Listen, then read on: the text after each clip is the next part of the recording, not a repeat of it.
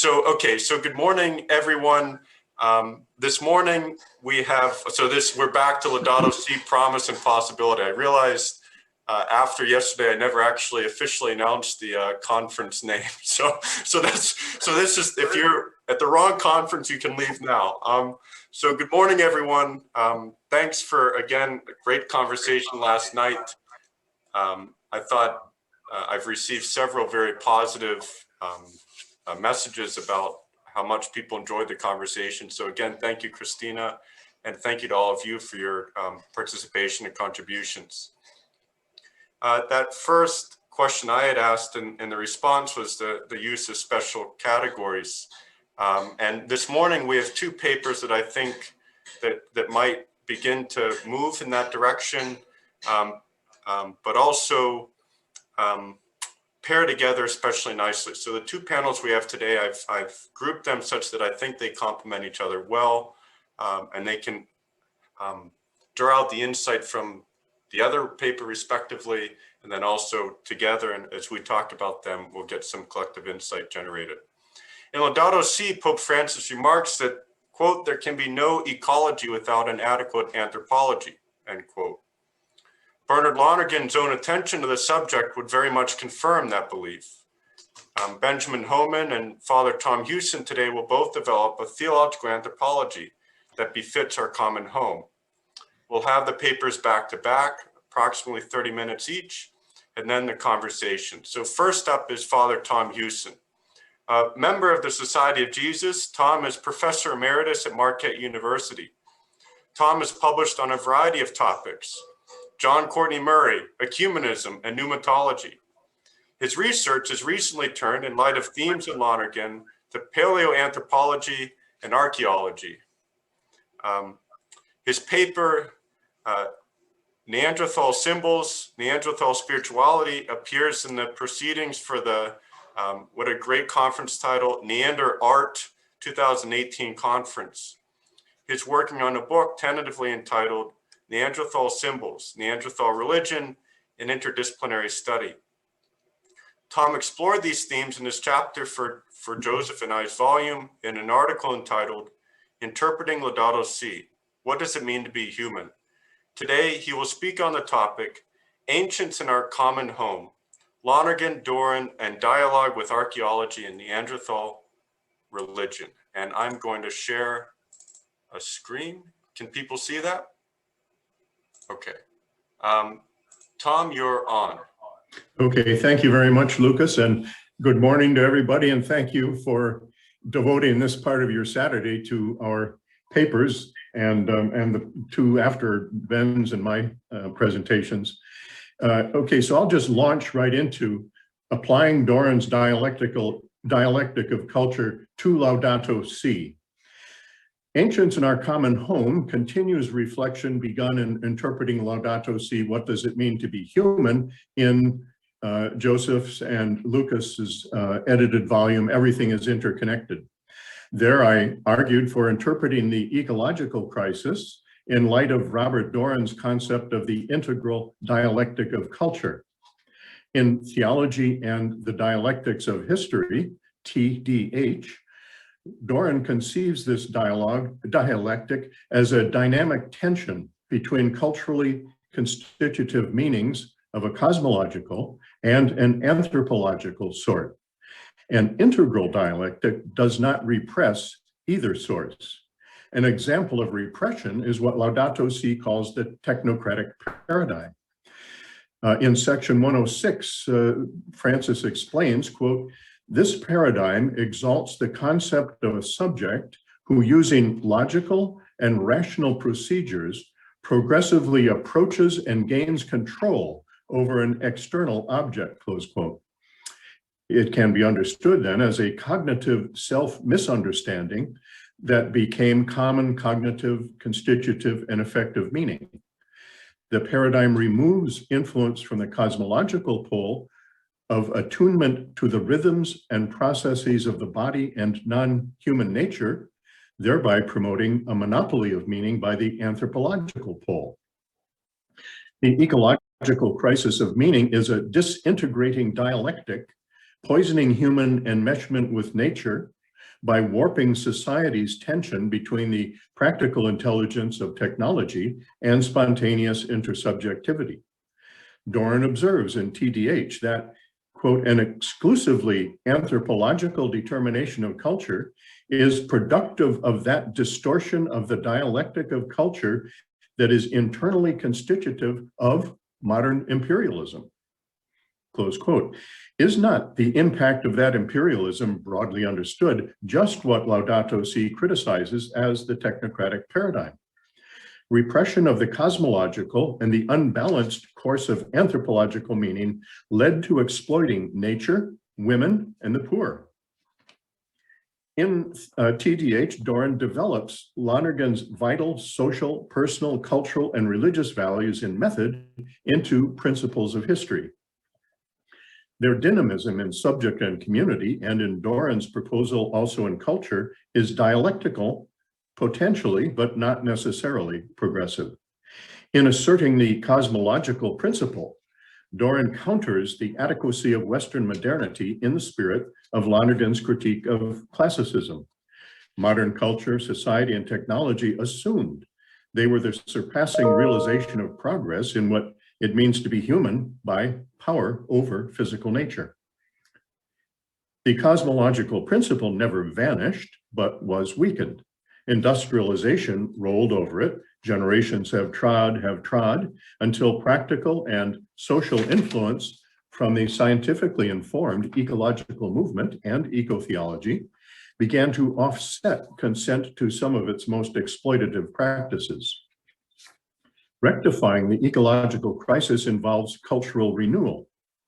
By way of ecological conversion, Laudato Si, in effect, promotes renewal from the influence of religious and personal values on the dialectic of culture. Laudato Si on ecological conversion, already analyzed by Neil Ormerod and Christina Van In on its moral, intellectual, and religious elements, also can be understood to reinstate cosmological meaning, and so to reclaim tension with the anthropological principle. Doran's dialectic of culture offers, that is, an explanatory perspective on the ecological crisis and the technocratic paradigm. But Doran does not develop the cosmological principle very far. Transformation of the anthropological principle occupies chapters 15 to 17 in TDH, but neither TDH nor any further work undertakes the same for the cosmological principle. In a personal conversation last year, Father Doran agreed and added that it needed doing. In TDH, Doran modestly says the dialectic of culture, quote, is the most tentative and precarious of all my suggestions, close quote. He continues, it obviously makes for systematic coherence, but its value as a hypothesis about reality remains to be tested, close quote. A preliminary task is taking the dialectic of culture as a hypothesis to be tested. Applying it in theological dialogue with archaeology on Neanderthals, pursued for its own sake, serves to validate Doran's hypothesis as a valid heuristic open to development. Now to dialogue with archaeology. In summarizing theological dialogue with archaeology, I postulate three theological perspectives. One is in Vatican II's Nostra Aetate. Neanderthals were not on the assembled bishops' minds, but nothing excludes Neanderthals from conciliar recognition that among many peoples, ancient or not, monotheistic or not, a profound religious sense catches something of the divine in their sense of the sacred. The second perspective is my threefold Logos Christology. One, God creates through the active agency of the divine Logos who became flesh and continues creating. Two, divine creating is an act of love for what is created. Three, humanity, presupposing biological evolution, is in the image of God through Christ. The third postulate is TDH's soteriology of grace entering history as religious value, affecting persons whose co-participation then enables the dialectic of culture to find a stable integrity in tension between its cosmological and anthropological poles. Now, archaeological material in this dialogue comes from ongoing research for a book that Lucas mentioned, although I changed the title, as I do over and over again, to Neanderthal Religion, a Theologian in Dialogue with Archaeologists. And the book stems from a paper given at the Archaeological Conference, NeanderArch 218 at the 2018 at the University of Turin. This dialogue actualizes, of course, a possibility chartered, but I doubt envisioned by Bernard Lonergan's Method in Theology, Chapter 14, Communications. There, Lonergan looked to disciplinary dialogue partners among what he termed human studies in our fluid cultural matrix. Archaeology is one of the human studies today. Neanderthals are a major topic in archaeological research. Scientific and interpretive components of archaeology invite different theological responses. Theology primarily listens to, reads, learns from, and appeals to the scientific findings. My premise there is Ted Peters' model of hypothetical consonants that precludes a final determinate synthesis between science and religion. The unity of their truths is real as a potential of being realized. The interpretive component in archaeology is inescapable. In the second edition of Bruce G. Trigger's A History of Archaeological Thought, he advises that, quote, archaeologists must conjecture human behavior and ideas from the material remains of what human beings have made and used and the lasting physical impact of their activities on the environment, close quote. Theology can discuss interpretative conjectures on, for example, Neanderthal religion. But archaeology's conjectures have been contested. Trigger explains that the new archaeology of the 1960s rejected the prior classical approach. Archaeology was to become exclusively scientific in theory, method, and practice in detecting cultural processes without interpretations. But in the 1980s, the post-processual reaction set in with criticism of unspoken colonial, national, masculine, and other self-interests. An array of perspectives, e.g. Marxist, feminist, post-colonial, phenomenological, unseated the new archaeology. What was called humanist archaeology gained methodological status. In the humanist vein, Heidegger inspired Ian Hodder's influential 2012 book, Entangled, an Archaeology of the Relationships Between Humans and Things. Hodder's 2 volumes on excavations at Çatalhöyük, a 9th century BCE Turkish village, invited contributions from 3 theologians. In Archaeology in the New Millennium, Oliver J.T. Harris and Craig N. Cipolla sympathize with Hodder, then go on to resist what they conceive as traditional dualisms, subject-object, man-woman, mind-body, nature-culture. In the book Evidentiary Reasoning in Archaeology, Robert Chapman and Alison Wiley make a convincing case for recognizing valid contributions from both scientific and humanist elements. Theology and conjectures of humanist archaeology often have attention to philosophical themes in common. Now, to back up one step, in Insight, Bernard Lonergan explained the pure form of dialectic as the concrete unfolding of linked but opposed principles of change modified by the unfolding.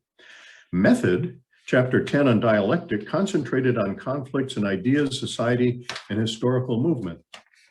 Lonergan parses steps toward ascertaining that a given conflict is between contradictory positions, whose resolution lies only with intellectual, moral, or religious conversion, though I prefer the phrase change of mind.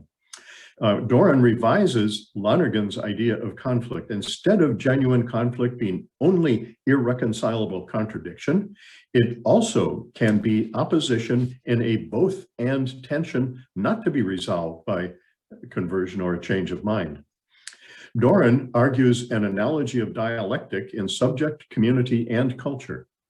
In the dialectic, the 2 principles are the cosmological and the anthropological sources of meaning. They are integral when each has its influence on the other, and the integrity of them in maintaining that dialectical tension depends on religious value, God's grace in persons. Doran's philosophical concept then, the dialectic of culture, proceeds within his theology of universal grace. Now, cosmological and anthropological sources represent concrete conditions, not Platonic forms. In which concrete conditions did they come forth? In Method, Chapter 3, Lonergan summed up a theme in Eric Voegelin's Order and History, Volume 1, averring that the whole impressive achievement of practical intelligence, issuing in states and empires with bookkeeping, irrigation, and, quote, the beginnings of geometry, arithmetic, and astronomy, close quote, rested on, quote, the cosmological myth, close quote. The grammatically singular noun myth pinpoints the inner structure of the many particular ways of life and mythic narratives to which Voegelin refers. Doran, like Lonergan, but unlike Voegelin, adverts to the mainspring of the cosmological source of meaning rather than to its many historical realizations. Nevertheless, Doran did take over Voegelin's distinction between the cosmological and anthropological orderings of societies. Voegelin had pointed to the cosmological tendency as a horizon, a worldview, a way of life. He clarified that, quote, by means of myths about the gods, ancient men, express their consciousness of their participation in a sacred reality greater than themselves. Thus, they also expressed consciousness of the fact that as creatures, they were dependent on the gods. Political order and social order, which they did not distinguish, were perceived as part of a larger cosmos permeated by intracosmic gods, close quote. Lonergan said the cosmological myth, quote, depicted as continuous and solidary the order of society, the order of the cosmos, and the divine being, close quote. Now, Doran condenses Lonergan's idea into a formula for its interior source, namely, quote, attunement to the rhythms and processes of the body and non-human nature, close quote. More exactly, Doran, who studied Carl Gustav Jung, states that, quote, the archetypal images focused on by Jung are the source of cosmological constitutive meaning, close quote. I note that attribution. Doran saw it as a path for further development, but I prefer right now to concentrate on physical rather than psychological factors in the cosmological source that held sway until what Karl Jaspers designated the axial age between 800 and 300 BCE. Then something new emerged in Greece, Israel, China, Persia, and India. Lonergan referred to the Greek discovery of mind. A new measure of the real and the good redefined excellence in individuals, cultures, and societies according to a conscientious, universal, world-transcending frame of reference. That became the anthropological source and horizon. Before the axial age, the cosmological orientation had held unrivaled sway. It was the full horizon encompassing both hunting, gathering, and agriculture until the axial age. Within the cosmological horizon, ritual and myth animated the organization of life. Afterward, old cosmological and new anthropological sources of meaning collided.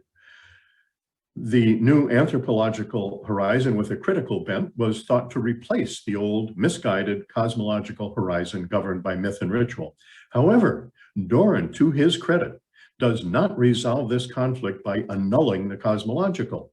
He retains attunement to the rhythms and processes of the body and non-human nature as permanent. Why permanent? Doran doesn't ask or answer that question, but I think the answer is clear. The cosmological principle is permanent because both the evolving physical universe and human bodiliness, once emergent, are dynamic but permanent so far. Doran does not consign culturally constitutive meanings to a supposedly retrograde realm of the primitive. To the contrary, he sees that when the cosmological is ignored or repressed, the ensuing monopoly of meaning by the anthropological pole induces cultural decline. Now, the evolution of Neanderthals, to go into particulars in archaeology and paleoanthropology. Archaeology and paleoanthropology provide data and interpretations that allow appreciation of just how ancient and important the cosmological principle is. Genus Homo most likely evolved from a species in the genus Australopithecus. Paleoanthropologist Susan C. Antone advised that, quote, the origins of the genus Homo and the factors that may have led to its appearance remain murky, close quote. Nonetheless, consensus reigns that by 2 million years ago, genus Homo had emerged in Homo erectus, upright man. By 1 million years ago, they alone remained from parallel lineages. Over time, they inhabited northern, eastern, and southern Africa. Fossils excavated at Jebel Irhoud in Morocco show that some of their descendants had evolved into anatomically modern humans by at least 330,000 years ago in Africa. Other Homo erectus had migrated from Africa. Following dispersing herbivores provided both a food resource and a dispersing impetus. By 1.85 million years ago, they had moved north as far as Dmanisi Cave in Georgia. Not our state, by 1.6 million years ago, they lived in Southeast Asia and China. Some descendants had made their way to Western Europe just under 1 million years ago. Named Homo antecessor, their fossils were recovered from sites at Habsburg, England, and Grandolina at Atapuerca near Burgos, Spain. The former, from England, go back to about 900,000 years ago, and the latter from Spain to about 800 to 850,000 years ago. Then, by 700,000 years ago, Homo antecessor had evolved into Homo heidelbergensis, named for fossils found near Heidelberg, Germany. And lastly, Neanderthals evolved from Homo heidelbergensis in Europe by 450 to 400,000 years ago. Traces of Neanderthals have been uncovered at over 70 archaeological sites from Israel to the Altai Mountains of Russia, to Siberia, Uzbekistan, Iraq, Iran, Croatia, Italy, France, Germany, and Spain. Their characteristic toolkit is called Mousterian, typified by a complex bifacial hand axe. Anatomical indications of an aural and vocal capacity for spoken language have been ascertained. They survived major shifts in climate and ecology across Eurasia until they died out. According to a report published just this week, a new technique in radiocarbon dating moves their terminal date back from 30,000 years ago to about 40,000 years ago, in Belgium at least. Why they died out remains a major research question, generating a number of hypotheses. Until 25 years ago, most paleoanthropologists and archaeologists, but not Teilhard de Chardin, classified Neanderthals as a subhuman hominin, anatomically and culturally less evolved than and inferior to Homo sapiens. Neanderthals were shorter, hairier, more robust, prodigiously strong, lacked a protruding chin, had a sloping forehead, supposedly lacked symbols, language, control of fire, and culture. But their survival for over 350,000 years depended on a high level of skillful adaptability to changing climates and ecologies. Allegedly, their physical extinction proved their comparative inferiority to proliferating anatomically modern humans. But by 2019, biological anthropologist David W. Freyer could comment that, quote, ever so slowly, the times are changing, pushed by each new discovery of Neanderthal achievements, close quote. Now, moving to Neanderthal symbols and religion. Paleoanthropology, archaeology, Lonergan, and I think Doran too, all concur with Ernst Cassirer that humans are animal symbolicus, symbolizing differentiates humans from other primates. Archaeological discoveries and reevaluation of data already acquired demonstrate that Neanderthals did symbolize. In 2015, a Neanderthal site at Krapina in Croatia yielded 8 talons of the rare white-tailed eagle, prepared and burnished, arguably for ornamental symbolic purpose, dated to 130,000 years ago. A 2014 had examined Neanderthals inhabiting Gorham's Cave on Gibraltar, perhaps as late as 30,000 years ago, that they incised abstract symbolic linear designs onto the lowest level of the rock wall. In 2016, another discovery. Deep inside France's Bruniquel Cave, 4 circles of broken stalagmites with burn marks were dated to 176,000 years ago. Neanderthals were the only humans in Western Europe at the time. Only activity infused by Neanderthal symbolic thinking could have broken and configured the stalagmites, lit the fires, and guided whatever group activity, such as ritual, took place there. In Spain, the La Pasiega cave wall bears two perplexing red ochre images, formerly dated to a time when anatomically modern humans could be credited as the source. However, in 2018, uranium-thorium redating of the calcium carbonate overlay pushed the date back to 64,000 years ago when only Neanderthals inhabited the area. Will Rugerks and Marie Soresi summarize the conclusive archaeological evidence for Neanderthal symbolizing and mind. At the same time, Frederick L. Coolidge and Thomas Wynne deplore lack of a common definition of symbol and, quote, urge caution endowing Neanderthals with symbolism, behavioral modernity, and syntactic language, close quote. They emphasize instead small but consequential anatomical and probable cultural differences. I respect their emphasis because it prevents assuming a common humanity equals uniformity in being human. Nevertheless, the fact of what most regard as symbols suffices to prove Neanderthal humanity. Genetics confirms their biological humanity, whether classified as Homo sapiens, Homo neanderthalensis, or Homo sapiens neanderthalensis. By 2018, genetics had established that their DNA traces survived in all non-African present-day humans due to sporadic intermating in the Near East and Europe. Neanderthals are human. Doran's cosmological source of meaning bears on Neanderthal religion, even though in general, theology has no state of the question on prehistoric humanity. There are three notable exceptions to that lack of interest. One is theologian J. Wenzel von Huystein's interdisciplinary achievement, Alone in the World, Human Uniqueness in Science and Theology, and some responses to it. The second is theologian Joshua M. Moritz's article, quote, Does Jesus Save Neanderthals, close quote. The third is essays from theologians Laurent Schultz, von Huystein, and the late Alejandro Garcia Rivera in Hodder's 2 volumes on Çatalhöyük. However, none of these treat Neanderthal humanity or religion. Neanderthal religion is a new topic for theology. Like archaeologist Ian Morley, I infer that Neanderthal religion was the sacral dimension in a whole way of life. Morley advises that in regard to Paleolithic ritual and probable music, quote, for the vast majority of people, for the vast majority of the past, there would be no separation between religion and other daily activities, close quote. Neanderthals lived, hunted, gathered, were religious within a cosmological horizon.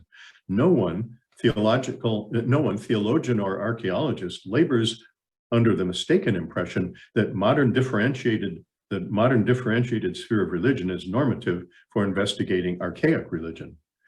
For Morley continues, quote, ritual and belief might be as much a part of what we would call a daily practical activity, such as making a tool out of stone or metal or cooking a meal, as making a votive offering in a corner of a room. All were both daily activities and religion. Now moving to a survey on Neanderthal religion. Some archaeologists and paleoanthropologists do inquire into Neanderthal religion. Quote, were Neanderthals religious, close quote, asks biological anthropologist Barbara J. King. She cautions, quote, it's notably tricky to infer religious behavior from material culture, close quote. And yet King goes on to recollect that, quote, at Teshik Tash in Uzbekistan, a Neanderthal child was buried and encircled by goat horns. At Regordu in France, bare bones plus a slab of rock topped by tools and another bare bone were placed on a Neanderthal body positioned at the bottom of a depression. Bare bones in an adjacent room at Regordu suggests to some archaeologists that bear meat might have been consumed there as a funeral rite, close quote. In the Descubierta cave north of Madrid, antlers, 30 rhino horns, and blackened hearths surrounded a Neanderthal child buried about 42,000 years ago.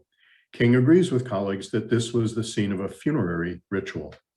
Archaeologist Jane M. Renfrew focuses on the religious aspect of Neanderthal symbolic behavior. Neanderthals collected and arranged cave bear skulls in caves at Veternica, Croatia, Regordu in France, and Drachenloch in the Alps south of Lake Constance.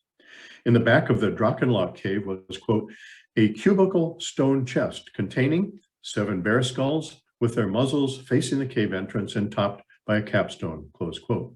A hearth from 50,000 years ago links this to Neanderthals. Archaeologists sometimes interpret their findings with the help of analogies from indigenous modern humans.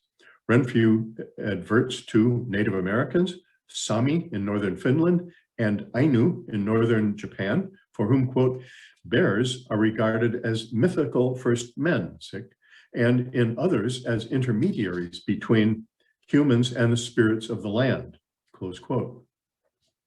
Renfrew argues from Neanderthal material culture to the kind of activity that Gerard Walmsley, expanding Lonergan's patterns of experience, conceives as a liturgical, mystical pattern of experience. I don't know how I'm doing on time. I want to make sure I get to the constructive proposal. What kind of time situation? Okay. Okay, constructive proposal. Theological postulates mentioned at the beginning, Nostra Aetate, a creational logos, Christology, and universal grace, open space for general categories such as Lonergan's faith, word, and belief on the threshold of being special categories. Following Lonergan, I concentrate on experiential sacrality, not morality, though planning for and harvesting a seasonable edible plant or hunting depend on agreed upon norms for behavior in a group. Lonergan distinguishes religious experience, faith, and belief, but without blending them with behavioral norms. Belief and faith are both universally human, and nothing that I can see excludes their occurrence within a cosmocentric life world like that of Neanderthals. Faith is primordial religious experience emerging in spontaneous experiential inchoate love and fear that apprehend with an interpretative human element, a more than human source for human life and everything on which life depends. Lonergan calls the internal interpretative element the word of religion. The word of religion need not be linguistic. The word encompasses all the kinds of meaning carriers elucidated by Lonergan in method, modulations and intersubjectivity, gestures and dance, audible cues and cries, visual imagery, sacred objects, ritual, body marking, and ornamentation exemplary individuals, not only what can be put into language. The word in any mode, when received, is belief. Believers participate through it in the original religious experience. Neanderthal belief was, for example, whatever they enacted in their way of life in reference to more than human power. The religious word then can be a physically enacted ritual. And now I'm going to skip a few things in the interest of proceeding rather rapidly. Often reenacted ritual word and participants' belief would have enlisted Neanderthals in communal religious experience. Let's go back to an omitted section. In her best, in what is the best book-length coverage of research on Neanderthals, Kindred, Neanderthal Life, Love, Art, and Death, archaeologist Rebecca Ragg-Sykes reflects on Neanderthal engagement with bodiliness and death. Post-mortem cut marks, not unlike those on animal bones, on some Neanderthal bones and skulls, show either funerary defleshing or preparation of food. A strong interpretation of fossils with marks of healed wounds affirms Neanderthal caring for some wounded and sick individuals. Their incapacity was not immediately mortal and was significant enough to make them dependent on food and drink supplied by other Neanderthals. Now, Ragg-Sykes proposes that, and based on how chimpanzees react to death in their group, an eruption of grief and the change intruded by death and the attempt to cope with it involves sustaining life after someone's death.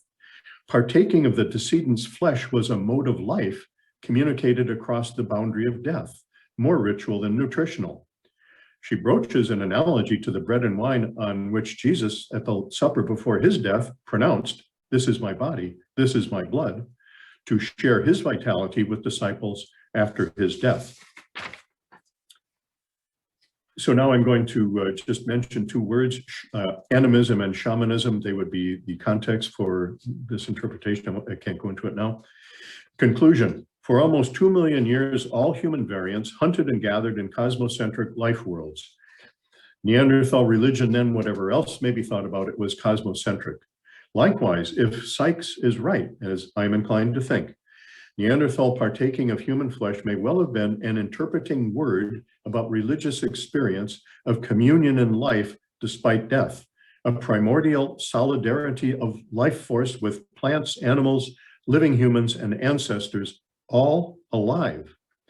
Hunting caches of bear skulls, eagle talon ornaments, and burials amid arranged animal horns support thinking that other living animals figured prominently in animist, shamanic, psyche, faith, ritual, word, and belief. Finally, to press the matter, in Pleistocene Eurasia, how did Neanderthals' religious experiences, words, and beliefs associate them with and differentiate them from other animals? Neanderthals' cosmocentric material culture supplies clues, not definitive answers, to a basic identity question. What self-understanding pervaded their connection to and difference from other animals?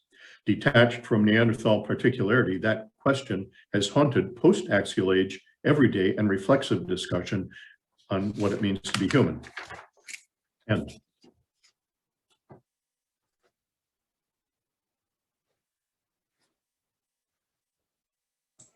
Yeah, thanks so much, Tom. You can hear me, right? I can hear you on my phone. Well, here, I'll mute you. Well, thanks so much, Tom, for it's a fascinating topic, and it just shows the capaciousness of Lonergan's project and the subjects it can touch. I know I can speak from personal experience. For I mentioned your work to my wife, who's a scripture scholar, and she kind of yawns at my work, but she said, "Boy, that sounds fascinating, Neanderthal and theology." So so you have that affirmation. So really fascinating work, Tom. And I think next up is Ben, and his, Ben, besides being a new father, is a PhD candidate in systematic theology at Boston College. His dissertation, entitled Grace and Emergence, Towards an Ecological and Evolutionary Foundation for Theology, and set to be defended in a few months, brings Lonergan into dialogue with contemporary evolutionary theology, focusing specifically on the role of grace in ongoing evolutionary processes. His publications, among them, include Prolegomena to Any Metaphysics of the Future, a critical appraisal of John Hott's evolutionary theology, which was in Horizons, Gender and Metaphysics, Judith Butler and Bernard Lonergan in Conversation and Theological Studies, and for Joseph and I's volume, The Glory to be Revealed, Grace and Emergence in the Ecological Eschatology. This morning, Ben will speak on the topic, Charity Broad Enough for Bears? 3 Models of God's Relationship to Non-Human Creation. Again, I think his talk will complement Tom's well.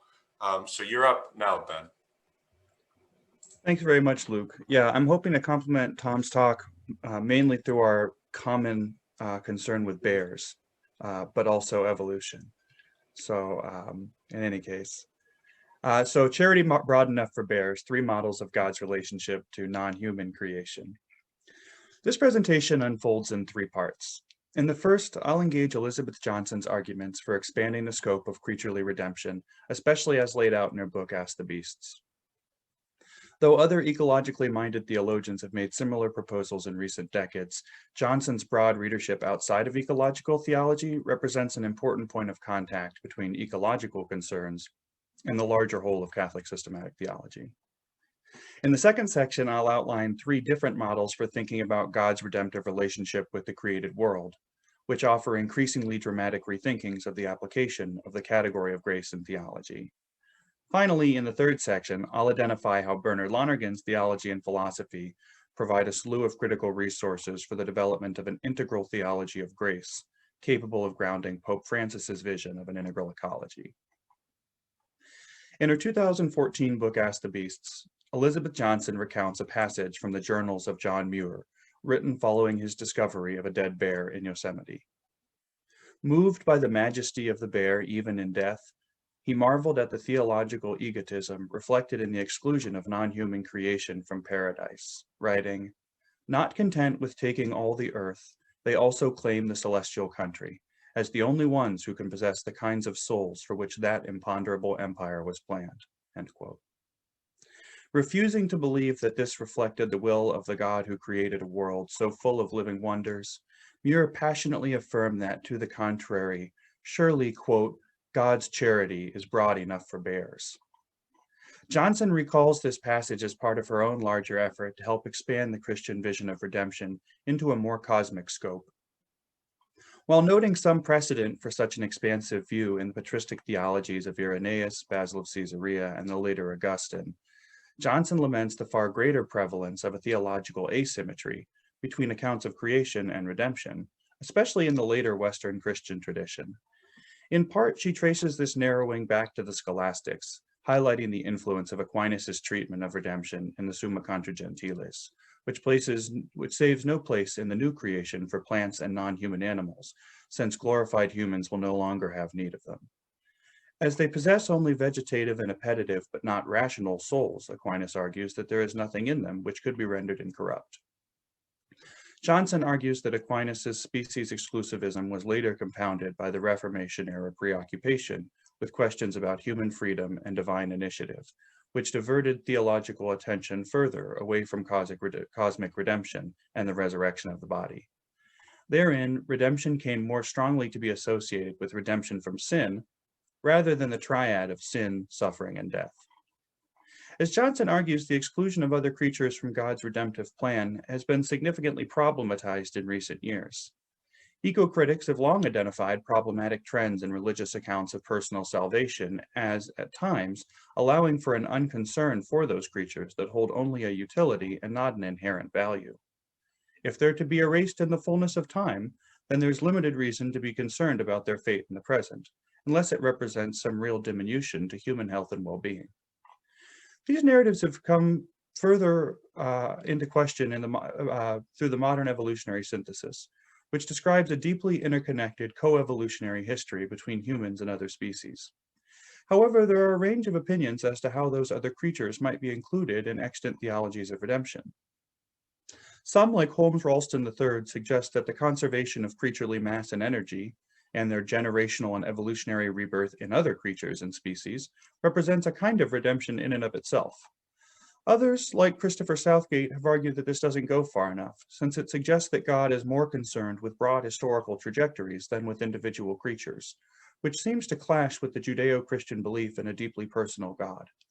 This would seem especially concerning given the 4 billion years of creaturely death and extinction, at least for single-celled, and 600 million for multicellular organisms, that are built into the process of the emergence of modern humans from the beginning of life on Earth. Johnson favors a position far closer to Southgate's, as she avers that, quote, to save the whole means to save every individual, every bear, end quote. Her account of a broad, individuated creaturely redemption is given in her treatment of the Trinitarian missions, as she summarizes, quote, these creatures are part of the flesh of the world, which the Word of God joined via incarnation. The death and resurrection of Jesus offers hope of redemption for all flesh. The life-giving presence of the Spirit, who empowers all creation, is also the power of the resurrected life for all beings, end quote. Here, Johnson situates her cosmic redemption in a theology of deep incarnation and resurrection, which emphasizes the transformation of not only sin, but also suffering and death through the outpouring of God's love in the Trinitarian missions. Her concern for developing an inclusive theology of redemption is far from an outlier among prominent Catholic eco-theologians. The great recently departed Australian theologian Dennis Edwards also strongly endorsed a form of deep incarnational theology, dedicating his 2018 Duffy Lecture Series at Boston College exclusively to this topic. And though Celia Dean Drummond favors a Christology worked out more from above than either Johnson or Edwards, she shares the deep incarnational stress on the cosmic scope of redemption, although filtered through more of a Balthasarian and Bulgakovian worldview. In each case, these thinkers are quick to emphasize that if each creature is saved as an individual, then they are saved in their particularity according to their creaturely capacities and kinds. As Catholic eco-theologians increasingly posit that God acts to redeem all creatures and all creation, though, this raises questions regarding when and how grace fits into the redemptive picture. In most mainline Catholic theologies, grace is discussed only in terms of human redemption. It not only heals human beings from the damage of sin, understood archaeologically in relation to human conscious intentionality, but it also elevates us to a disproportionate supernatural excellence, thereby making possible our friendship with God and, ultimately, our salvation. If other creatures are also saved as individuals, ought we similarly understand them as being healed and elevated through the economy of grace, at least in line with their own capacities and excellences? Such an extension of the economy of grace would certainly challenge the dominant usage of the theological category throughout the tradition, where it's most frequently described the uncreated grace of the Holy Spirit indwelling humanity and the created grace of the habituation and actuation of human natural and supernatural virtue through the transformation of our hearts and minds. This brings us to the second section of the presentation. Here, I would sketch three broad approaches for thinking about how and where grace functions within a broader account of cosmic redemption. Though certainly not exhaustive, they're meant to function as ideal types around which a number of different and nuanced theological models might be roughly organized. The first approach would continue to reserve the term grace only to talk about human beings and their capacities.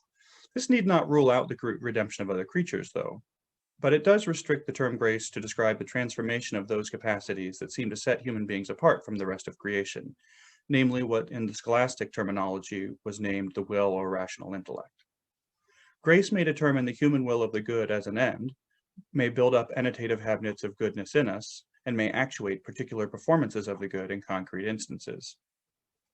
All other creatures still stand in a relationship to God by the fact of their creation, which may be understood expansively as including not only a protological creatio originalis, but also the ongoing creatio continua and an awaited creatio nova. It may emphasize the providential ordering of the whole world, unfolding through the interplay of primary and secondary causality, which ensures that the kingdom of God is realized both now in our midst and more fully at the end of days. In the history of Christian thought, this broad model would account for the overwhelming majority of approaches and is still broadly accepted, at least tacitly, by virtually every Catholic theologian today, at least in my understanding. A second approach would seek to expand the term grace beyond human beings, but would still largely apply the term to describe the higher cognitive capacities of at least higher non-human creatures. This approach lends itself to the evolutionary theologies of kinship, which have proliferated in recent years, drawing from a range of disciplines including animal behavioral studies, ethnoprimatology, archaeology, and anthropology. This approach would situate various capacities on more of a sliding scale. Eschewing the language of faculty psychology that identifies human difference in terms of discrete identifiable capacities, this approach blurs the once bright lines between species by situating human behaviors in relations of emergence to other creatures. It's empirically attentive to abilities, problem solving, pattern recognition, abstract reasoning, moral and proto-moral calculus. Here I have in mind something like the work of Celia Dean Drummond, especially in her book The Wisdom of the Liminal, in which she challenges the narrative of human exceptionalism grounded on our sole possession of reason, language, freedom, and creativity, by demonstrating both, one, that at least similar forms of these are found in some other creatures, and two, that the human capacities for these result from evolutionary inheritance and that they were developed in co-evolutionary histories of interactions.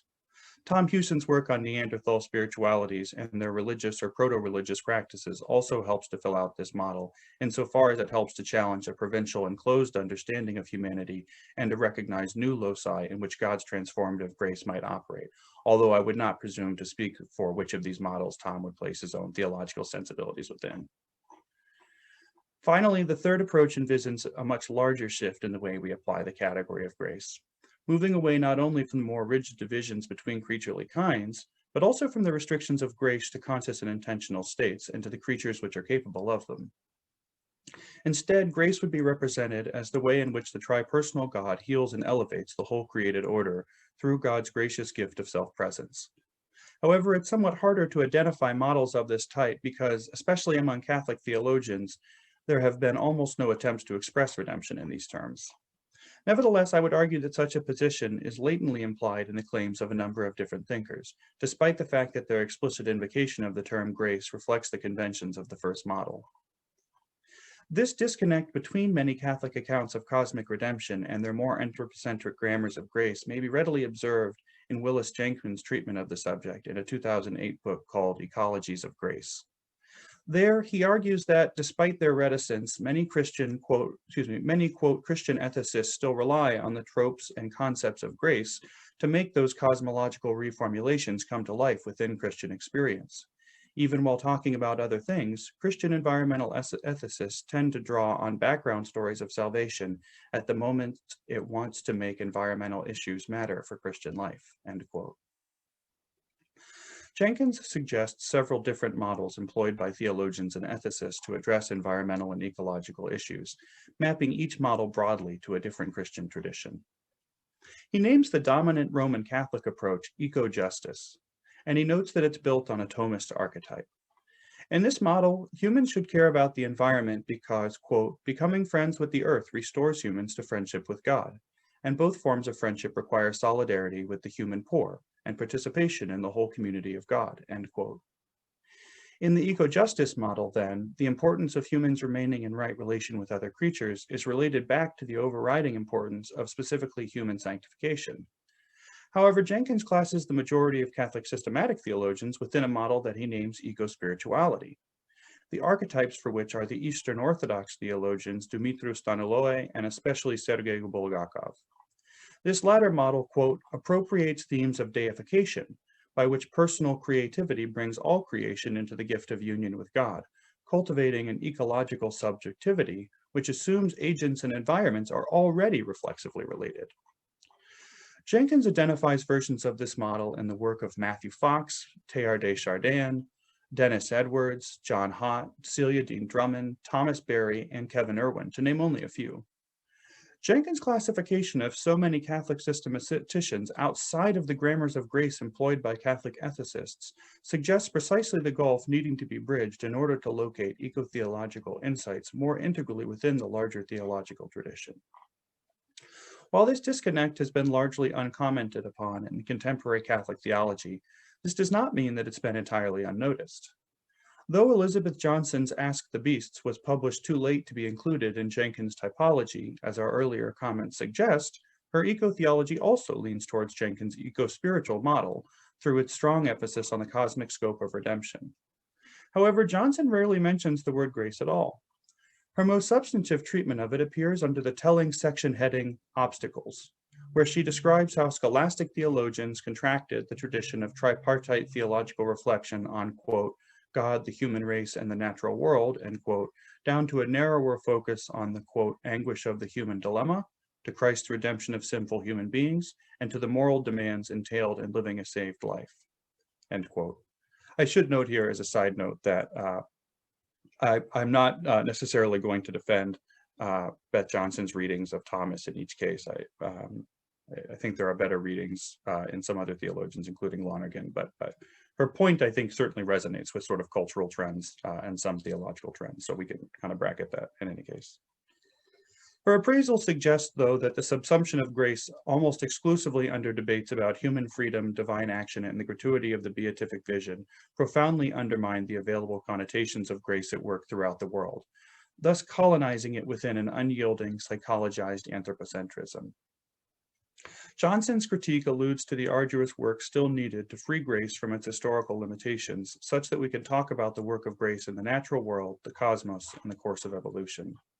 Nevertheless, while Johnson avoids specific use of the term grace in order, to avoid these more fraught associations, her deeply pneumatological writings show that the reality of grace in the world was never far from her thoughts. As she confirmed to me in a recent correspondence, quote, my work has bypassed the language of grace so as not to give rise to the wrong impression in readers' minds, who would almost inevitably think in anthropomorphic terms. My own understanding of grace is influenced by Rahner's view that grace is God's self-communication in love. Rather than some third thing between the world and God, quote, the giver himself is the gift, ignoring the gender restriction for the moment. In my own mind, writes Johnson, I was writing about grace every time I spoke of divine presence in the world or the empowering action of the Holy Spirit, not just regarding suffering, but the whole creative evolutionary process. The reality is all the way through, though not expressed in the language of grace, end quote.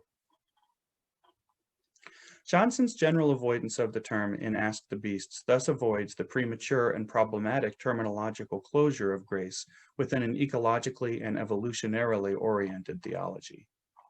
While I greatly admire Johnson's work and have benefited from her insights in many ways, I am somewhat less convinced than she is that Rahner's understanding of grace would be the ideal starting place for filling out the integral theology of cosmic grace that, to me, seems needed today.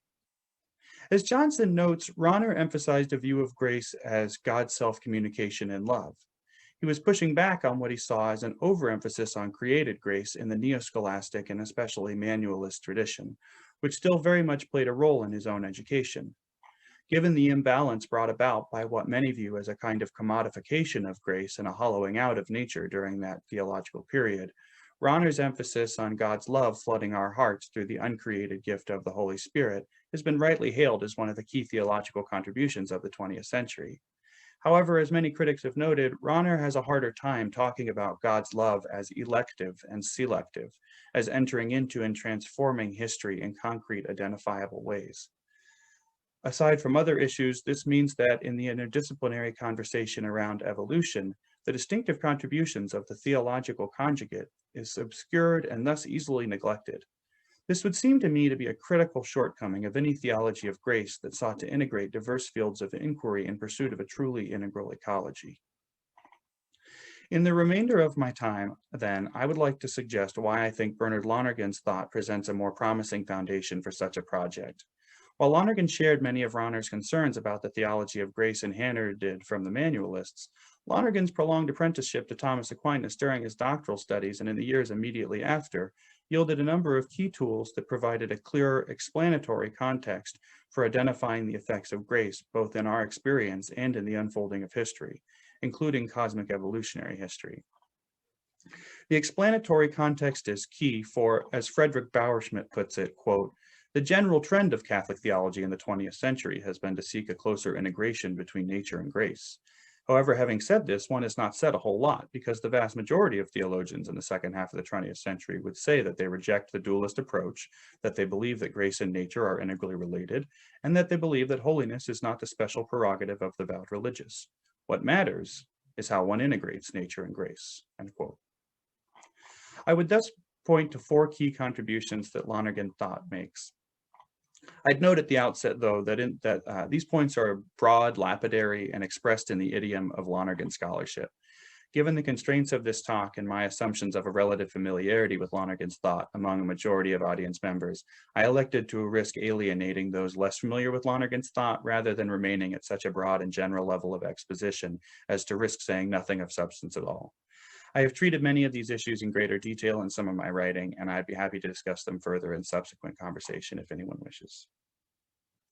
In any case, the first key I would highlight is Lonergan's explication of the notion of horizons and transpositions. A critical part of what Lonergan gained from his apprenticeship to Aquinas was an insight not only into the systematic integrity of Thomas's synthetic achievement, but also the way in which that synthesis developed over the course of Aquinas's life. Though Aquinas' theology was written in the language and style of scholastic theology and couched within a theoretical framework shaped by Aristotelian causality, Lonergan recognized that the strength of Aquinas' theoretical synthesis owed in part to his psychological rather than metaphysical insights. That is, where the later neo-scholastic consumers of the canned goods of Aquinas' originary genius often deployed terms and concepts without understanding, Aquinas understood that the proper objective referent depended on subjective authenticity. Lonergan recognized that to preserve Aquinas' genuine theological and philosophical insights, while avoiding the legion of pitfalls that marked their reception, it would be necessary to transpose the whole of the theological tradition into the realm of interiority, that is, into a framework that reflects the modern philosophical turn to the subject, the revolution in historical consciousness, and the modern scientific method and its attention not only to the systematic intelligibility of classical laws, but also to the non-systematic divergences from those laws in a real world as expressed according to the statistical regularities. In short, Lonergan distinguished the horizons of theological meaning both in the 13th and 20th centuries, and he saw how we might more effectively communicate between them. The second key that I would highlight is perhaps the most important fruit of Lonergan's transpositions into interiority, namely the transposition of the concept of nature in his masterwork Insight. As Patrick Byrne described in an article in Method in 1990, the Aristotelian account of nature as couched within the theoretical horizon was often marked by a preoccupation with necessity and regularity, relegating the vagaries of concrete living to accidental status. Combined with Aristotle's occasional elision of two distinct meanings of nature in relation to particular creatures and in relation to nature as a whole, this concern with the necessary and the universal contributed significantly to forms of ethical and biological naturalism that have been rightly challenged by so many postmodern thinkers. Rather than jettison the category of nature altogether, though, Lonergan disambiguated these various meanings by situating concrete historical existence in a dynamic account of an evolving world, which he refers to as generalized emergent probability. This also provides a non-reductive framework for navigating and organizing the various hierarchically arranged sciences, which together provide the array of conjugate explanations that account for the nature of any given creature. Lonergan's third key contribution lies in his clarification and retrieval of key aspects of Aquinas' theology of grace, even if he never completely effected the transposition of that theology fully into the terms of interiority. These important aspects include, 1, the importance and proper function of the theorem of the supernatural within Aquinas' theology, 2, the distinction between relatively and absolutely supernatural orders, 3, the emphasis on grace as a means of bringing about a divinizing friendship that not merely addresses the damage caused by sin, and not merely addressing the damage caused by sin, 4, the non-competition of divine grace and human freedom, and 5, the ontological priority of world orders over individual natures, thus avoiding any static or monadic essentialisms. Lonergan began transposing these questions into the realm of interiority in method and theology, but much work remains to be done therein. As Mary Utzeroth noted in a talk she gave at Marquette's Lonergan on the Edge a decade ago, perhaps two of the most enduring questions remain. How does grace, quote, how does grace affect human persons as individuals and as related? And how does grace serve God's purpose for all of creation, end quote. While it's clear that Lonergan's own answer to these questions remained in a traditional anthropically oriented account of grace, I believe that his thought can be authentically developed in support of this third, more expansive view of grace that I have articulated here, and therein that the enduring value of Thomas's insights may be better preserved within this theological account.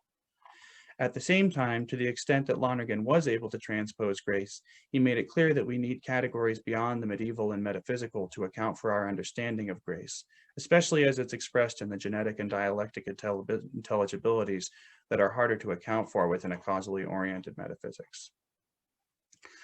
Finally, I would note that Lonergan's fourth contribution is the gift that kept on giving, namely his students and their development of his thought in a collaborative community. In particular, I would lift up the work of Bob Doran, whose contributions to theology have fueled my own engagement with these questions at every level. In addition to founding and maintaining this ecological working group, which incidentally first sparked my own work on these questions and has been a source of insight throughout my research in recent years, Bob's identification of psychic conversion as latently expressed in Lonergan's work and his development of that idea, especially in his theology and the dialectics of history, is invaluable to a theology of grace in the larger creation. Recognizing the key role of the psyche in mediating between our conscious intentional living and the lower manifolds of our physical, chemical, and biological processes concretizes the ways in which, even in human beings, grace must transform not disembodied hearts and minds, but the very flesh of human creatures. Through his generosity of time and talent, Bob's work represents the best of what Lonergan hoped to achieve in helping theology to address itself to the level of our time. What I hope to have communicated in this whirlwind of a final section is that Lonergan and the community that continues to develop his thought provides an invaluable foundation for developing an integral theology of grace as animating the whole dynamically emerging cosmos. Without this development, it seems to me that there will always be two orders of redemption, one for humans, one for everyone else. In my opinion, no amount of moving and blurring interspecies lines will ever be adequate to the task of placing human salvation precisely where it belongs, with the rest of creation. To leave it as two orders of redemption is to impoverish both orders. Not only does it give an inadequate account of what we religiously hope from Muir's bear, but it gives an incomplete account of our own experience of grace and our own hope for salvation that no amount of spiritual reflections will ever be able to resolve. Thank you.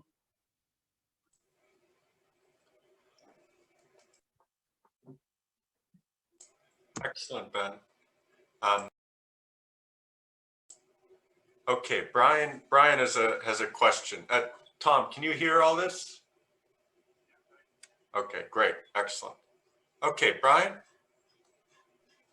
Yeah, wow. I think those papers were stunning. I was texting with Eric Mabry and Andy Vink the whole time, kind of just gushing about how good those were.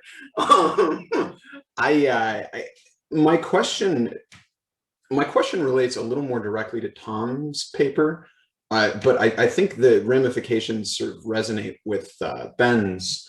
I'm very curious. The aesthetic came out in both of those presentations in a way that I wasn't necessarily expecting, and that was really illuminating to me.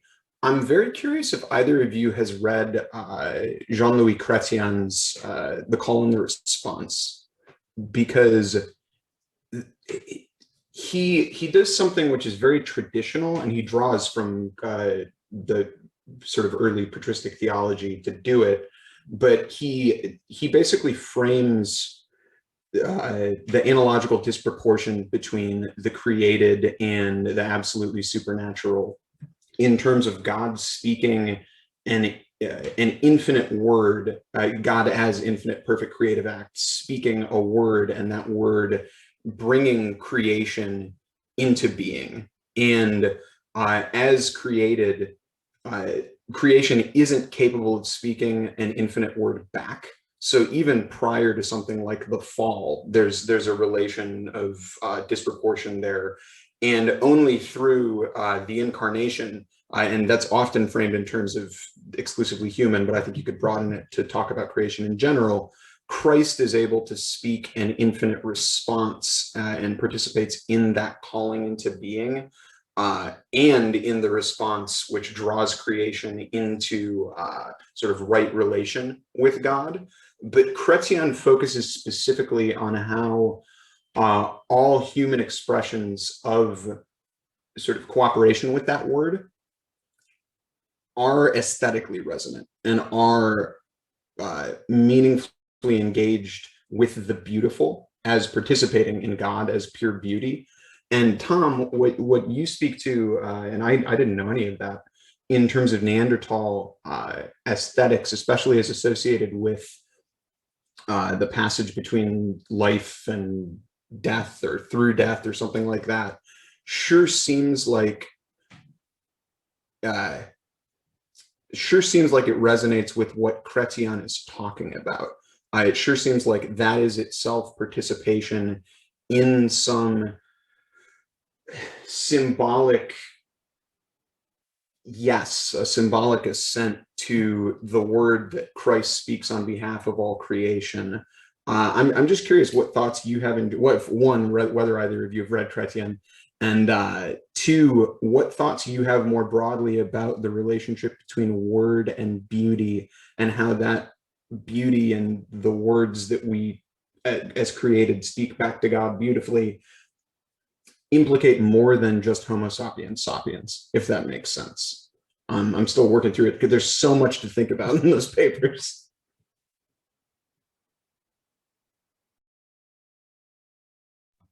Tom, since it's addressed more directly to you, do you want to take a first crack at that? Okay. Unmuted, you can hear. Okay. Yeah, thanks, Brian. You presented a large kind of question and problematic. I have only a few particulars that can probably respond to it. I have not read Chrétien's work, but I'm very intrigued by it. If you think there's a possible kind of link or affinity between that and what I was talking about, I'll check into that. The other thing is with beauty, that actually is something in the book I'm developing that's very important, because they did have an aesthetic. And I was convinced ahead of time about the dubious nature of a distinction between beautiful symbols and utilitarian tools. Most people look at ancient tools as purely utilitarian things, but we know in contemporary life, or for who knows how long, there have been useful things that are also very beautiful. Greek temples were in a certain sense useful, but often of astonishing beauty and proportion. So even with Neanderthal hand axes, there are some that are just stunning works, and you'd say we would call them art. They didn't operate with that category, of course, but in some way they appreciated symmetry, unusual colors in stone, maybe even a stratified piece of stone. And in fact, there was an exhibition at the Nasher Sculpture Gallery in Dallas in 2018 called First Sculpture, First Sculpture. And it was an exhibition of tools gathered by Tony Berlant, who's an artist in LA, and Thomas Wynn, an anthropologist and archaeologist at the University of Colorado at Boulder. They put it together, and I have pictures of it. And really, some of the hand axes are just so beautifully created that you'd have to say, I mean, we would say they're beautiful. They must have had some aesthetic sensitivity. And of course, once you're into that realm, most archaeologists tend to associate beauty and religion, beauty and the transcendent. There's something there that is more than the round of subsistence. There's the framing of it all in some cosmic sense of whatever higher powers they imagined or dealt with. I don't know. But I think one thing further, if I might, it's easy for us to think ancient religions as sort of by analogy with ours, but with less than ours. And I think it's not often that we, or at least that I read people thinking they may have had a sense of God, let's say, that disappeared when they disappeared. There may be in the ancient, very ancient, and I don't mean the Greek and Roman, the very ancient prehistoric world, traces of a divine presence with them, and their presence with the divine, though however they imagined it, that would be stronger than ours.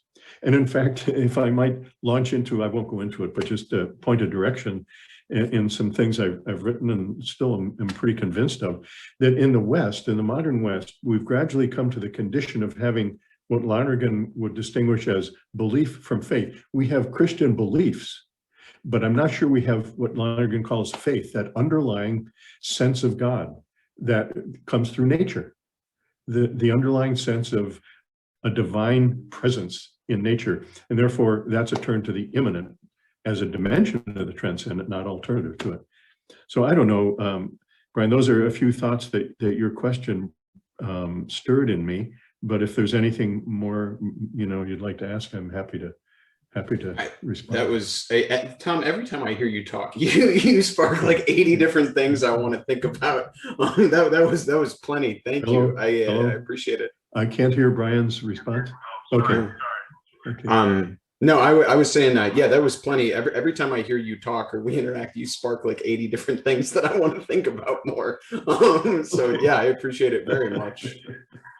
Great.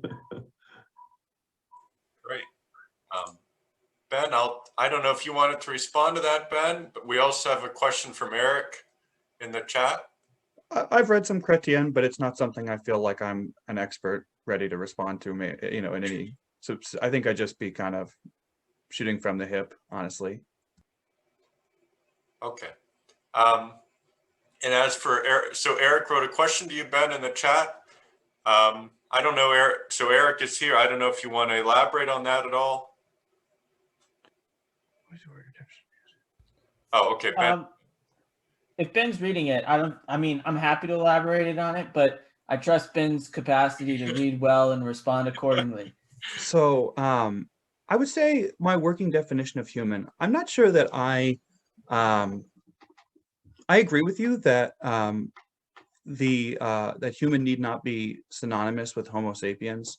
And I like the second model insofar as it is a little bit more in tune with the messiness of taxonomy. I think, you go through grade school and high school biology, and you get the sense that there are these things called kingdoms, phylums, kings play cards on fat green stools, or whatever mnemonic you learned as a kid to learn all these taxonomic categories. And it turns out that that was sort of cooked up by Ernst Mayr and different people in the 20th century, but that it doesn't really, that the lines between species are a lot harder to draw. And this notion that, oh, well, it's a species if its offspring is fertile. So you can get things like crosses between two species, but then they turn out to be sterile. And so that tells you, oh, this is a species boundary. But even that turns out not really to be true. So I think I think that the second model, insofar as it embraces a messiness in the reality that that biology uncovers, that's really what I see as the benefit of it. Although obviously I've tossed my hat in far more with the third. People teaching about clearly that came through. People teaching about the emergence of those beings which are seen to be in the image of God. So actually I wrote an introduction to this section that to our larger section that I didn't end up reading, but I'm very aware that there's that tension in papal teaching, right? Even in Laudato Si, the one paragraph that actually touches on evolution has a kind of ambivalent relationship with evolution. And it seems to be a sort of reaction against the sort of Richard Dawkins or Stephen Jay Gould's of the world, where you're worried that humans are going to be some accident in a radically contingent universe, and that that the world is this nihilistic vacuum. And so I think that Francis's, I think that the one paragraph where he does respond to it, he says something like, well, sure, we're all part of these slow cycles of biological evolution, but there's something really different happening in the human. But I think that what concerns me is when you start trying to develop a theology within an evolutionary worldview, it seems like you end up with a kind of God of the gaps. Okay, so we affirm that there is an operating physical, chemical, biological manifold, and that these are related, and that their causality isn't abrogated by the emergence of some new causal explanation or new scheme of occurrence. But when we get to grace, there is. Well, no, actually, we don't think that's true with humans either. And so I think that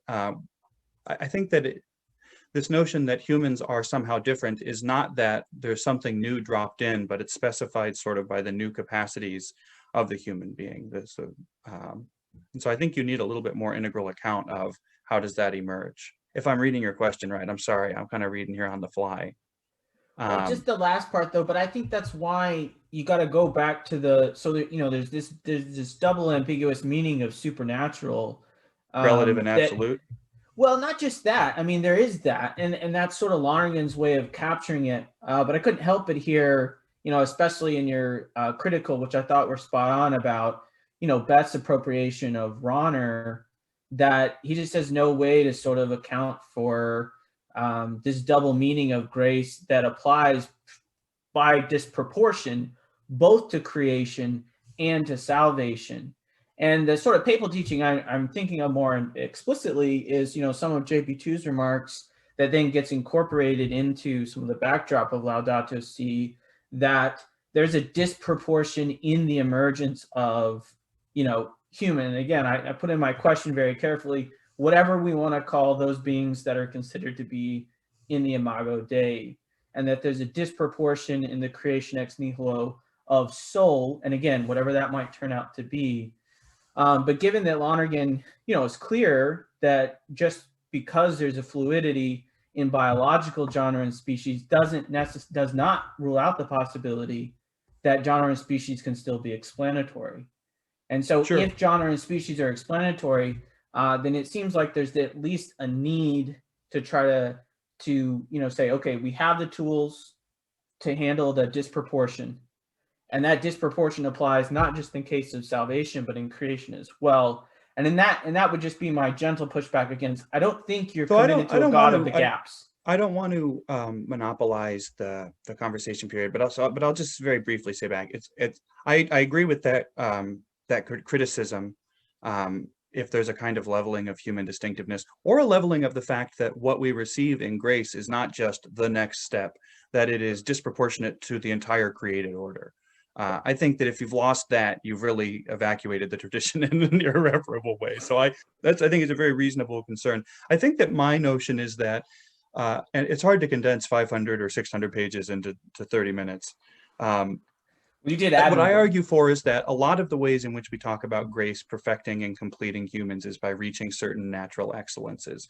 The ways in which we're brought to supernatural excellences, can I say that a ant or a tree or a dolphin or a rock or whatever is brought to an excellence that's disproportionate to the whole of nature? Well, I really don't know what capacity they would have to receive something like that. Certainly nothing that has an unrestricted object the way that human inquiry does. Although I would say I'm not an expert on those creatures. I'd be interested to see what capacities they have according to the experts who elucidate those additional conjugate explanations. And it may be that they have some capacity for that.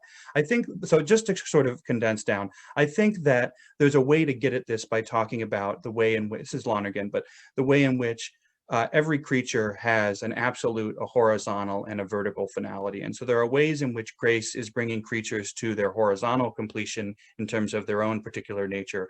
There are ways in which grace is connecting creatures and bringing them forward in this sort of upward but indeterminate dynamism of evolutionary history that both Lonergan and Doran make so clear. It's a lot harder to talk about how are we realizing that absolute finality, especially in the course of history, in terms of receiving an absolutely supernatural gift of God. Yeah, and we have two Thanks. more comments / questions in the chat that might help unpack this discussion a bit more. So the first comes from Joe Mudd. For Ben, how does a distinction between healing and elevating grace factor into your analysis? Do animals sin? Do they require the grace of healing? Distinguishing among graces might help clarify. And the liturgical and scriptural data would certainly affirm that the whole cosmos is taken up into God eschatologically. So another distinction that appears in some of my written work, but I did not have a lot of room to incorporate here. I would say that this first dissertation / book project is very much concerned with articulating the special category of grace, although obviously I can't do that without reference to sin. The short answer is I don't think that other creatures sin if sin is understood hamartiologically. So I definitely, like, that word was carrying a lot of weight in the presentation. The next book project that I've started putting together notes and doing some side writing on, although it's probably be years before I get to it, is to recover a kind of broader understanding of sin of the world. Schoenenberg and different people tried to recover this category to talk about social sin 40 or 50 years ago. But I think that especially in Old Testament accounts of sin, and I hope there's no biblicists in this section, I do not notice the same kind of distinction between sin and the effects of sin.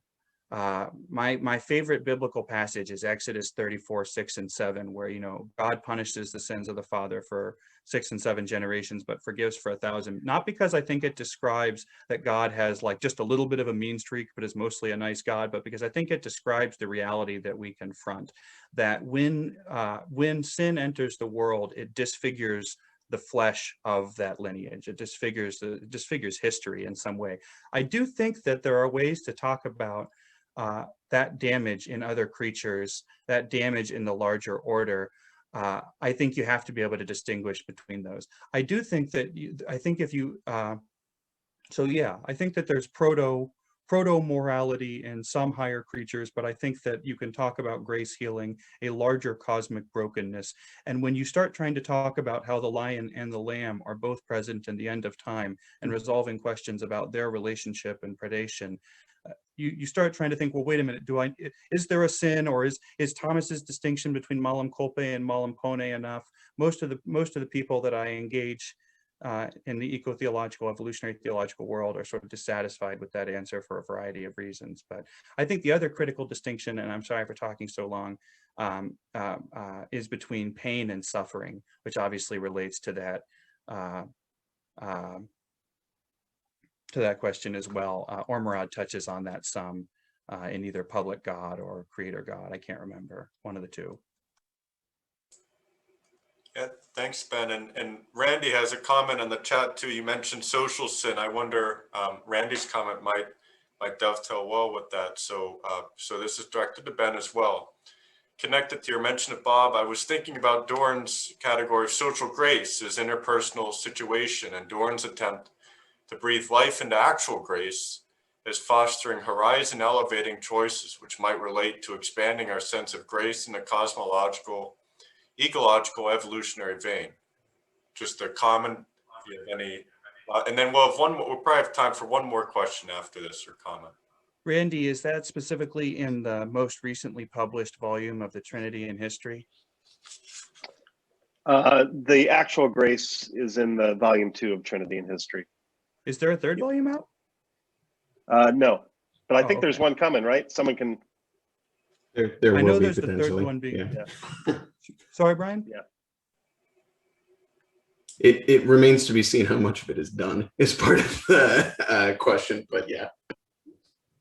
But yeah, I think that's absolutely right. I mean, I think that at least Bob certainly is working it out with respect to what does it look like for human beings as human creatures with natural intellective capacities to receive grace. Well, they experience that actuating grace in ideas and feelings, which they're able to apprehend in the pattern of sensitive and rational consciousness. So I think that's right. I do think that, as you notice from my tailoring, I think it's very much a question of like, okay, what are the particular capacities of the creature? How is grace involved in those? And just to give a kind of sense of why I think there might be reason to talk about this in other creatures, I think that phenomena like evolutionary convergence, as described by Simon Conway Morris, but also the sort of emerging conversation around creaturely cooperation or cooperation in evolution as explored by Sarah Coakley and Martin Novak, among others, employing sort of game theoretical mathematicized biology, suggests that there are other principles at work in the pre-human or other than human material creation that at least are worth exploring. And I think that having a theology of grace that functions as a heuristic to call our attention to, well, how is God working to bring about surprising completion in our midst, gives a theologian an ability to enter into that conversation and say more than, well, hey, theology tells us to listen and that God is good. You know, I think so many of the theologies of grace are like, well, if you're investigating humans, I have something to say. Let me know when you get to us. Whereas I think that this gives you the ability to say, what we see in the human, we expect to see in the unfolding of the whole creationary order. Thank you. Very interesting. Appreciate it, Ben. Yeah, thanks, Ben. And we have just one final comment. This one's for you, Tom. Can you hear me? Yes, I can. Okay, so this is from Eric Maybridge in the chat. To what extent do you think the predominance of the cosmological in the pre-axial age is a real dominance? Or is it simply a result of a lack of evidence? So much of what would constitute evidence for the anthropological, so like laws, literature, etc., are simply not available. Tom? Yes, that's a good and a fair question. Is my coming through? Okay, yeah, okay. There's a saying among archaeologists that absence of evidence is not evidence of absence. So it's true, we don't have much of their culture except what their material culture in its remnants presents. And in that, there are assumptions of cooperation.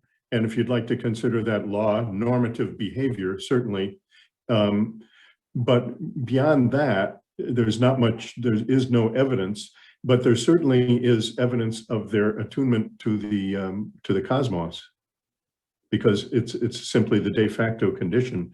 You know, we're going back far, far, far beyond anything like the city-states and you know, the beginning of history at Sumeria in 3000 BC or so. This is hundreds of thousands of years before that. And it's true that we have no full picture of their culture except from evidence of a material sort. So that's always going to be a limit. But you'd be surprised what inferences can be drawn from that very limited amount of material evidence, including fossils and artifacts and markings, etc. So most people would, most archaeologists right now operate on the assumption that if there is a complex social organization, or to the extent that it's complex, there is the likelihood of language. So language, again, it's ineffable as far as archaeological evidence goes, but signs and indications of cooperation in fairly complex tasks suggests it. Though one always has to have recourse to animal, that is non-human animal analogies, because there's certainly cooperation among a chimpanzee troop or you know, many other herds and flocks and bees and everything else. So I don't know whether it's only absence of evidence and we could expect to find some sort of full-fledged, what we would consider full-fledged culture or not. I'd be very surprised, but we are hampered by the absence of evidence. That's true. But could I make just a suggestion on the grace question? When it comes to the grace and the cosmos and the disproportionate nature of grace to anything created, which is very real and very important, it seems to me that the disproportionate concept is a negative one, out of proportion. But to get a positive one, it seems to me the grace of union in the hypostatic union would be the place to go, because there you have maximum difference between the uncreated word and the created human nature of Jesus. And yet, the greater the disproportion, the greater the harmony. The greater the disproportion, if we would put it that way, the more there is the fullness of both. If we could be bold enough to say this, of God becoming human and of humanity in Jesus and the human nature of Jesus being taken up into God in an unsurpassing or totally surpassing way, far beyond what other concepts of grace are. So I think the hypostatic union remains a fruitful locus theologicus for thinking about grace and the cosmos. And in that, you do have the relationship of the creating word to all of the cosmos constantly. And that is who became flesh. I know we're done, but Tom, I think that's totally true. And I think that Celia Dean Drummond tries to capture that in her approaches to redemption, starting from a very high Christology, but especially using Bulgakov's sophiology and this sort of the bringing together, sort of how Christ represents what's happening to the whole universe in a sort of final way, but which is being worked out in the course of history. So I think that there are versions of that. The only hesitation I have with that is that I find that in somebody like Dean Drummond's work, she is so good at integrating theology and science when she is focused on integrating theology and science. But I think it's really hard to go to the scientist and say, well, look, I'm starting from the hypostatic union and I'm doing X and Y and Z. So I think that because I think that an integral part of this, so I think that's correct. And I think that because it's intended to be a systematic account of grace, it will interface with things like incarnation in all of these ways. It can't help but I think that my desire is to try and suggest what kind of a framework can help draw people into the intellectual conversion toward the science and draw scientists into conversation with theologians and things like that as well. So that kind of multi-directionality of multiple conversions that we talked about last night. But I think you're completely correct. Yeah, excellent conversation. And thanks again to Ben and Tom and for their excellent papers and for all of your very insightful contributions. Yeah.